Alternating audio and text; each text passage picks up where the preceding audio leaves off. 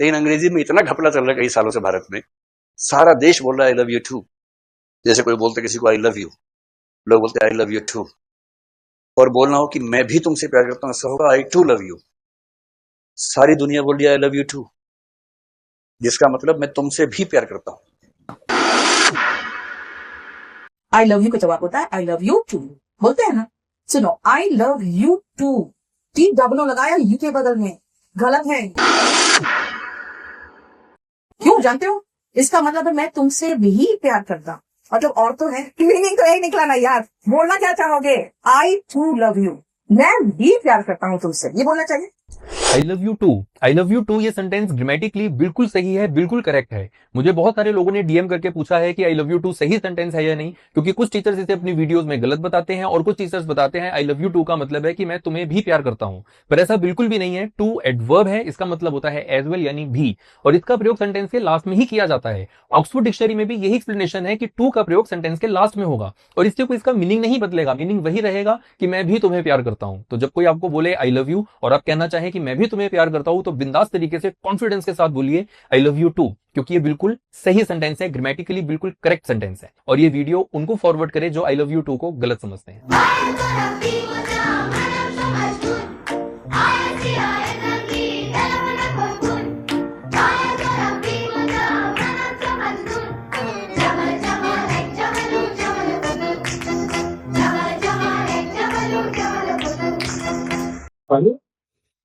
अबरार भाई की तो 3 बीवियां हैं, तो अबरार भाई तीनों भाभियों को कैसे बोलेंगे कि मैं तुमसे भी प्यार करता हूँ, तुमसे भी प्यार करता हूँ और तुमसे भी प्यार करता हूँ?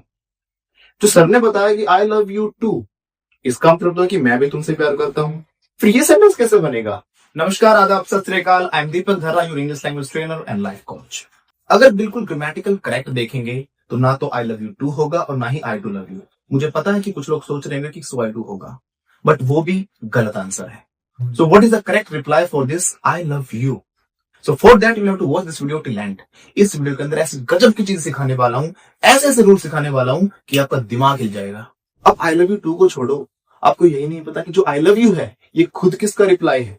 Yes, I love you ये किसका रिप्लाई है? Watch this video till end and you'll get to know.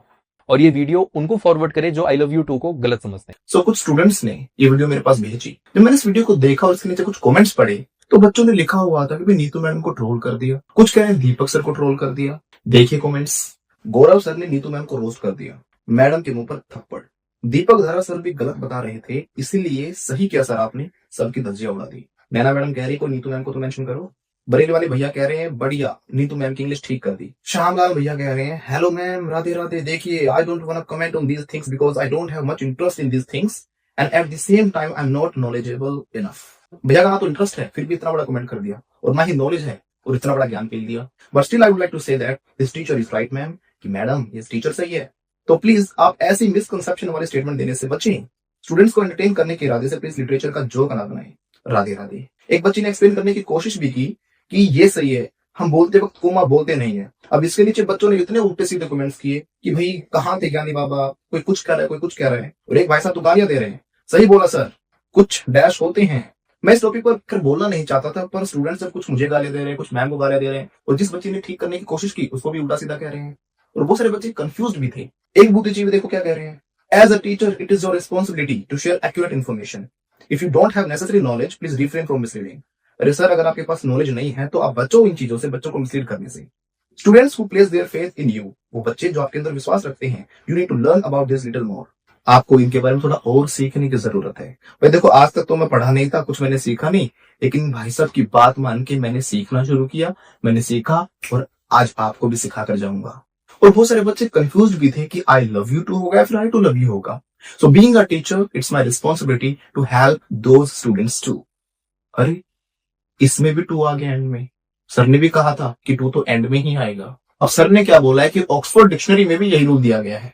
एक तो सर ने गलती क्या की, यूजुअली पढ़ना भूल गए, और दूसरा पहला ही रूल पढ़ा और वीडियो बना दी। देखो क्या कहा है, Aanchal I love you. I love you too बाबू। वापस क्यों लिया? आई लव यू टू गलत इंग्लिश है, मैंने वीडियोस में देखा है। क्या हुआ आंचल? सर ये कह रहा है कि आई लव यू टू गलत इंग्लिश है। आई लव यू टू बिल्कुल सही सेंटेंस है। टू एक एडवर्ब होती है जिसका मतलब होता है भी यानी एज वेल, और इसका प्रयोग सेंटेंस के लास्ट में ही किया जाता है और इससे कोई इसका मीनिंग नहीं बदलता। आई लव यू टू का मतलब है मैं भी तुमसे प्यार करता हूँ, ये मतलब नहीं है कि मैं तुमसे भी प्यार करता हूँ। और यही explanation Oxford university press dictionary में भी है। अब क्यों मारा? मेरे से इंग्लिश सीख ली होती ना तो ये हाल ना होता। सर ने बोला कि लास्ट में ही किया जाता है और उसका मीनिंग भी नहीं बदलता। रूल ऑफ एडवर्ब पोजीशन क्या कह रहा है? When modifying an entire sentence, so adverbs can be placed at 4 positions. क्या बोला? अगर अलग अलग जगहों पे लगाएंगे तो उसका क्या होगा? मीनिंग बदलेगा। चलो आपको गूगल पर दिखाता हूँ। Does an adverb change the meaning of a sentence after changing its position? The meaning of a sentence can change with the change in the position of the adverb. यही वो कह रहे हैं। अगर हम पोजीशन को चेंज कर देंगे एडवर्ब की तो सेंटेंस का मीनिंग भी चेंज हो जाएगा। अब देखो chat GPT. Does an adverb change the meaning of a sentence after changing its position? Absolutely. क्या बोला इसने? Absolutely. The position of an adverb can significantly alter the meaning of a sentence. यानी कि अगर हम पोजीशन चेंज कर देते हैं एक एडवर्ब की, पक्का वो क्या करेगी? उसके मीनिंग को ऑल्टर कर देगी। ऑल्टर मीन्स बदल देगी, चेंज कर देगी। आगे मैंने लिखा can adverb to change the meaning of a sentence if we change the position in a sentence? Yes, the adverb to can indeed change the meaning of a sentence based on its position within the sentence. Position के हिसाब से meaning बदलता है। जैसे कि he too enjoys playing tennis, यानी उसको भी टेनिस खेलना पसंद है। He enjoys playing tennis too, यानी उसको टेनिस खेलना भी पसंद है। पढ़ लेना, पूरी एक्सप्लेनेशन लिखी हुई है। अब देखो एडवर्ब्स बनती कैसे हैं। सो यूजुअली ना पढ़ के तो सर ने यही काम कर दिया। Adverbs are usually formed by adding ly to the end. पूरा मत पढ़ो, बस लास्ट में ly लग के adverbs बन जाती है। पढ़ लिया इतना, यूजुअली को हटा दो। और इसका प्रयोग सेंटेंस के लास्ट में ही किया जाता है। ऑक्सफोर्ड डिक्शनरी में भी यही एक्सप्लेनेशन है कि टू का प्रयोग सेंटेंस के लास्ट में होगा और इससे कोई इसका मीनिंग नहीं बदलेगा। अपनी अंग्रेजी और पर्सनालिटी को बहुत अच्छा बनाने के लिए और फैक्ट चेक्ड इंग्लिश सीखने के लिए मेरे आईडी गौरव मोटिव रूम को फॉलो करें। एडवर्ब्स होती हैं वो वर्ड के एंड में ly लगकर ही बनती है और यही डेफिनेशन ऑक्सफोर्ड प्रेस डिक्शनरी में भी दी गई है। सो फैक्ट चेक इंग्लिश सीखने के लिए फ्लुएंट इंस्टीट्यूट को फॉलो कर लो। तो क्या यहाँ पर ये लिखा हुआ है कि सिर्फ ly लग के ही बनती है? तो उस हिसाब से तो टू भी गलत हो गया, यानी कि ly तो टू में भी नहीं लगा हुआ ना, तो एडवर्ब कैसे हो सकती है? क्योंकि एडवर्ब तो ly लगकर ही बनती है। सो आई लव यू टू गलत हुआ, तो सही सेंटेंस क्या हुआ आपके अकॉर्डिंग? क्या हुआ? I love you tooly. तो आगे से क्या कहना शुरू कर दे? आई लव यू टूली, क्योंकि ऑक्सफोर्ड टेक्स्ट डिक्शनरी में भी यही दी गई है। अरे सर माना मैंने, जैसे कि क्विक का क्विकली होता है, सॉफ्ट का सॉफ्टली होता है, रैश का रैशली होता है। अब ये थोड़ी ना है कि टू का भी टूली हो जाएगा, स्लो का स्लोली होता है। अब ये थोड़ी कि फास्ट का भी फास्टली हो जाएगा, फास्ट का तो फास्ट ही रहता है ना।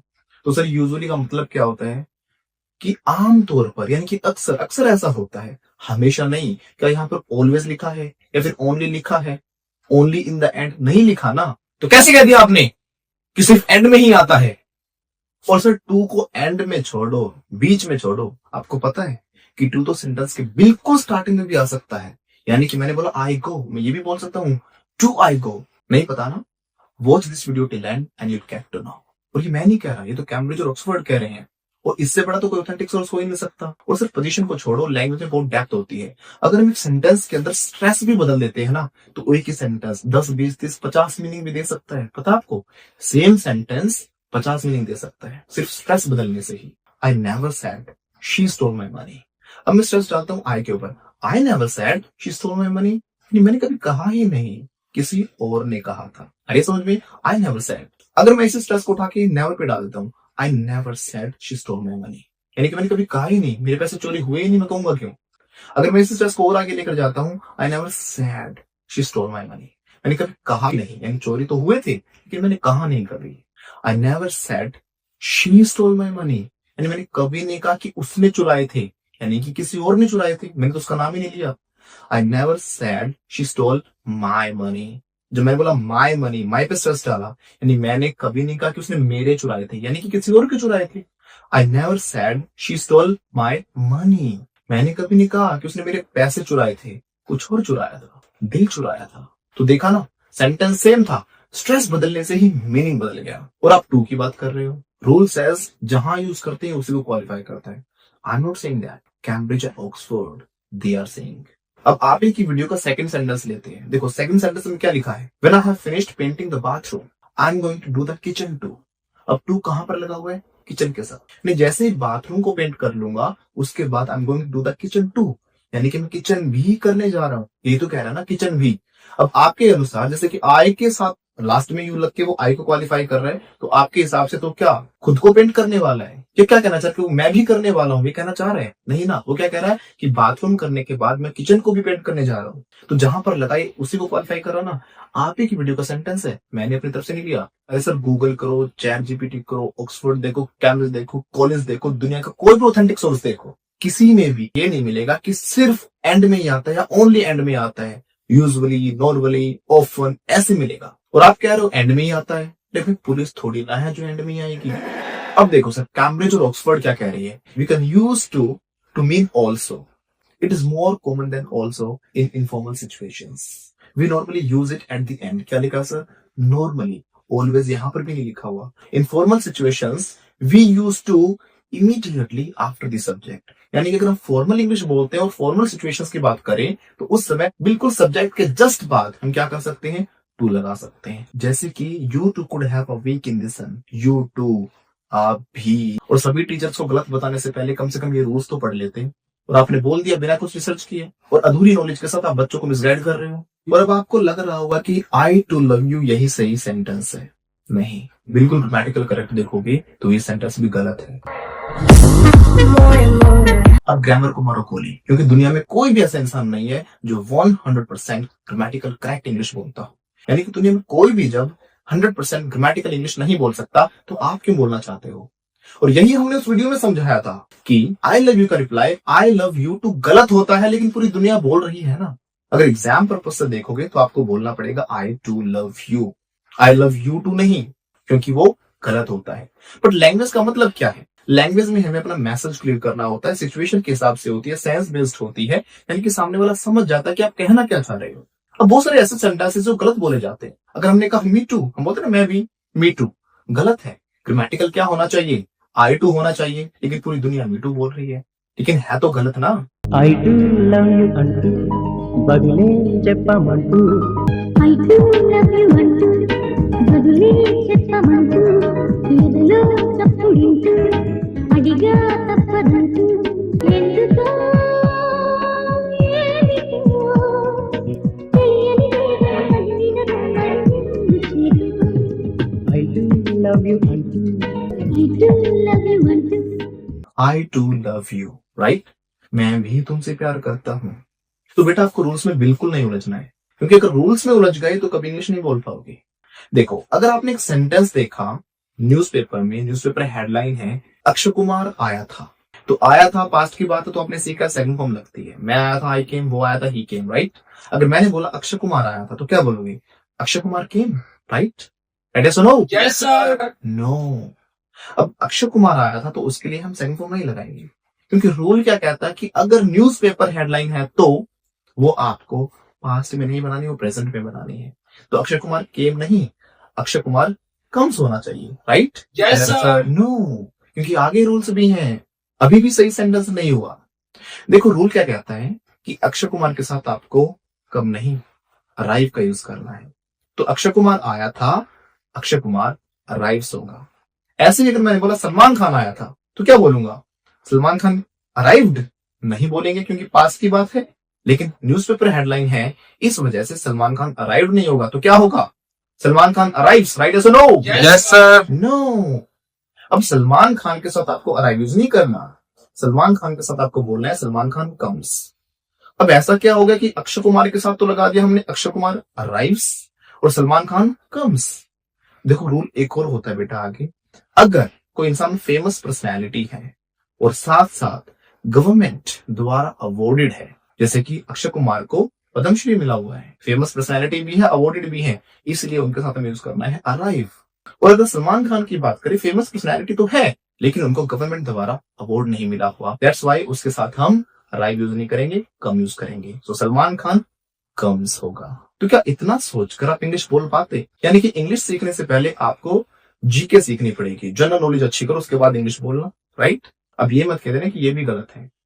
तो हिंदू, अब वो तो ऑथेंटिक सोर्स है ना। देखो क्या लिखा हुआ है, मोदी जी आए थे, मोदी जी अराइव्स।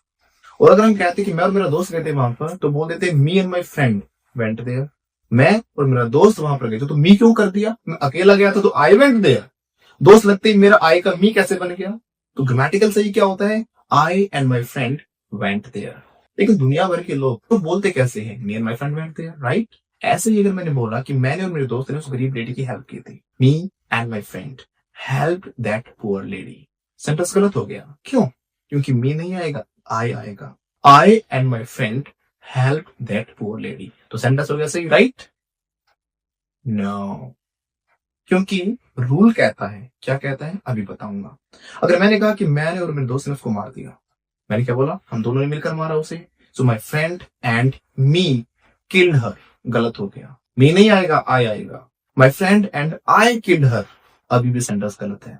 तो दोनों सेंटेंसेस गलत कैसे हो गए? देखो अब देखो रूल क्या कहता है। पहला सेंटेंस है कि मैंने और मेरे दोस्त ने उसकी मदद की, उस गरीब लेडी की, right? I and my friend help that poor lady. हमने मी का तो आई कर दिया, लेकिन रूल कहता है अगर कोई अच्छा काम है तो आप अपने आप को बाद में रखोगे और किसी सेकंड या थर्ड पर्सन को पहले रखोगे। सो आई एंड माई फ्रेंड ग्रामेटिकल गलत हो गया, तो क्या होना चाहिए? माई friend and I help that poor lady. और सेकंड सेंटेंस में गलती क्या हो गई? रूल ऑफ एटिकेट्स कहता है कि अगर आपने कोई गलत काम किया है तो खुद को पहले रखोगे और दूसरे सब्जेक्ट को बाद में रखोगे। इसीलिए शी एंड आई गलत हो गया क्योंकि हमने इसको मारा है, right? So I and she killed her. अब क्या इतना सोच के आप सेंटेंसेस बना पाओगे? नहीं। बट आपको पता है एसएससी में बार बार इन्हीं क्वेश्चंस को लेकर नंबर कट जाते हैं। अब ये रूल देखिए, as well always goes at the end of a clause. यहाँ पर क्या लिखा हुआ है? यानी जो एज वेल है वो हमेशा एंड में ही होता है। अब देखो यहाँ पर जैसे ऑलवेज लिखा है ना, अगर टू भी हमेशा एंड में होता तो इसकी तरह लिखा होता। यहाँ पर एज वेल के लिए लिखा हुआ है as well always goes at the end of the sentence, right? अब आपको याद हो तो एक बच्ची ने एक्सप्लेन करने की कोशिश की थी कि कोमा लगता है, लेकिन कुछ बच्चों ने कमेंट्स किए, आप कहाँ थे क्या नहीं बाबा, कोई कुछ कह रहा था, कोई कुछ कह रहा था। देखो बेटा, सेंटेंस के अंदर ना कोमास का बड़ा रोल होता है। अगर मैंने कहा ना a woman without her man is nothing, यानी एक औरत के बिना आदमी अधूरा है। अगर मैंने कोमास बदल दिए, a woman without her man is nothing, यानी कि औरत एक आदमी के बिना अधूरी होती है। अगर मैंने कहा it's time to eat children, तो ऐसा लग रहा है कि बच्चे खाने का वक्त हो गया है। अरे भैया कोमा लगेगा यहाँ पर, it's time to eat children, यानी कि बच्चों खाने का वक्त हो गया है। इसका मतलब ये नहीं कि बच्चे खाने का वक्त हो गया है, कोमा हटाते ही मीनिंग बन गया it's time to eat children, चलो बच्चे खाने का वक्त हो गया है। अब एक काम करो, रुको मत जाओ। अरे कहाँ चल पड़े भैया, थोड़ा कोमा गलत लग गया था। मैं ये कह रहा था रुको मत जाओ। अब रुको के बाद कोमा होगा ना, तो ये तो सेंस बना, रुको मत जाओ। और एक मैं कह रहा हूं रुको मत जाओ, तो कोमा ने कैसे सेंटेंस का मीनिंग ही बदल दिया। वो लड़की बिल्कुल सही कह रही थी। अगर हमने आई लव यू टू बोला और बीच में लगाया कोमा, इस कोमा का मतलब पता है क्या है? कि जो टू है वो यू के साथ नहीं है, इसको सेपरेट करने के लिए बीच में हमने कोमा लगाया है। मतलब यही, अगर यू के साथ हम टू लगाते हैं तो इसका मतलब होता है कि तुम्हें भी। बट सर स्पोकन की अगर बारी होते तो गलत होते हुए भी लोग बोल देते हैं, लेकिन सामने वाला समझ जाता है। पानी मांगने के लिए एक छोटा बच्चा बोलता है मम, तो मम्मी समझ जाती है ना कि वो पानी मांग रहा है।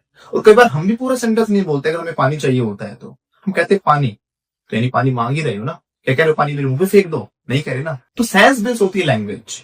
ऐसे ही आई लव यू टू समझ जाते लोग, मैं भी तुमसे प्यार करता हूँ ये कहना चाह रहे हैं, बट ग्रामेटिकल गलत होता है। बोलने को तो हम बहुत सारे सेंटेंसेस बोलते हैं गलत, जैसे कि हमने कहा यू आर लुकिंग हैंडसम, गलत है। ग्रामेटिकल करेक्ट होता है यू लुक हैंडसम। मैंने कहा ही इज स्ट्रॉन्गर देन मी, वो मुझसे ज्यादा स्ट्रॉन्ग है, राइट? तो गलत हो गया। He is stronger than I होना चाहिए। रूल कहता है सब्जेक्ट को सब्जेक्ट से ही कंपेयर करना चाहिए। अब लोग इन सेंटेंसेस को बोलते तो हैं, लेकिन ग्रामेटिकल तो गलत है ना। ऐसे ही आई लव यू टू बोलते तो हैं, बट ग्रामेटिकल गलत होता है। टू को मिडिल में छोड़ो, एंड में छोड़ो। टू को तो हम सेंटेंस के स्टार्टिंग में भी लगा सकते हैं, फॉर्मल सिचुएशंस में और पोएटिक इंग्लिश में टू को आगे हम लगाते हैं। नॉर्दर्न यूरोपियन राइटर्स की अगर हम बात करते हैं, like William Shakespeare, Jonathan Swift, George Eliot, ऐसे बहुत सारे महान जो राइटर्स हुए हैं, उन्होंने भी अपने सोनेट्स और कपलेट्स में टू को बिल्कुल स्टार्टिंग में लगाया है। कभी कोर इंग्लिश लिटरेचर पढ़ना, दुनिया भर के ऐसे सेंटेंसेस होंगे जहां पर टू सेंटेंसेस के बिल्कुल स्टार्टिंग में लगा हुआ है। और कहाँ गया वो कमेंट करने वाला कि लिटरेचर का जोक बना के रख दिया है? कभी पढ़ी है लिटरेचर? बिना पढ़े ही कमेंट कर दिया। तो देखिए इस पोएम को, too in the meadows flowers bloom, too in the night the stars illume.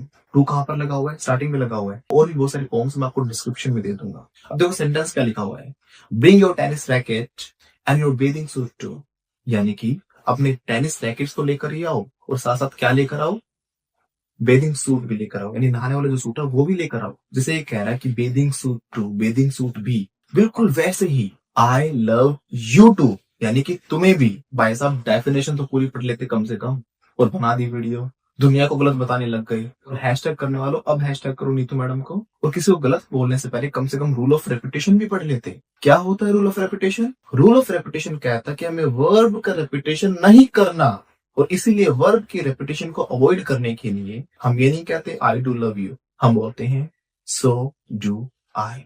So correct reply क्या होगा कि मैं भी तुमसे प्यार करता हूं, सो डू आई। कभी सुना so do I, but grammatically यही करेक्ट होता है।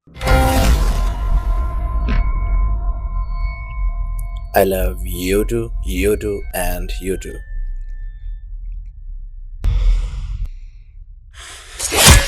तो पता चला कि जिसकी 3-3 बीवियां वो कैसे बोलेगा। अब देखो बेटा, स्पोकन में जो मन करे वो बोल लो, बट अगर आप एग्जाम्स की बात करते हो तो आपको प्रॉपर ग्रामेटिकल स्ट्रक्चर्स को देखना होगा। यही हम कहते हैं कि स्पोकन में जैसा मन करे वैसे बोलो। फिर बच्चों का टीचर्स के पास आने का फायदा ही क्या हुआ अगर हम बच्चों को हर तरीके से हर एक चीज को बिल्कुल डेप्थ में नहीं बताएंगे तो। इसीलिए हमारी रिस्पॉन्सिबिलिटी बनती है कि आपको हर वो तरीका बताएं कि स्पोकन में ऐसे, ग्रामर में ऐसे, एग्जाम में ऐसे ऐसे बोला जाता है। So it's my humble request to everyone, please like, share and comment कर दिया करो, और वीडियोस को बीच में ड्रॉप मत किया करो। हम भी आपके लिए इतनी मेहनत करते हैं, तो देखो वीडियोस जब अच्छी नहीं जाती, आगे नहीं चलती, तो हमें भी बुरा लगता है। So please do it. और अगर आप स्पोकन इंग्लिश सीखना चाहते हो तो हमारी प्लेलिस्ट है स्पोकन इंग्लिश क्लासरूम सीरीज।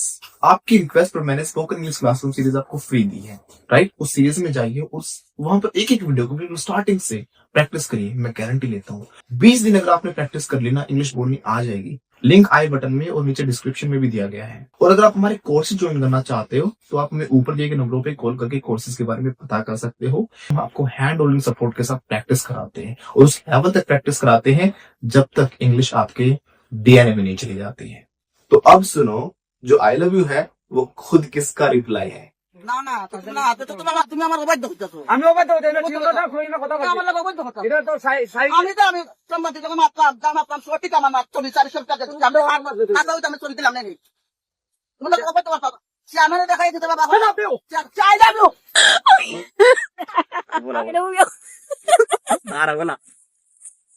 গারা বলা আই লাভ ইউ, গারা বলা I I love love you.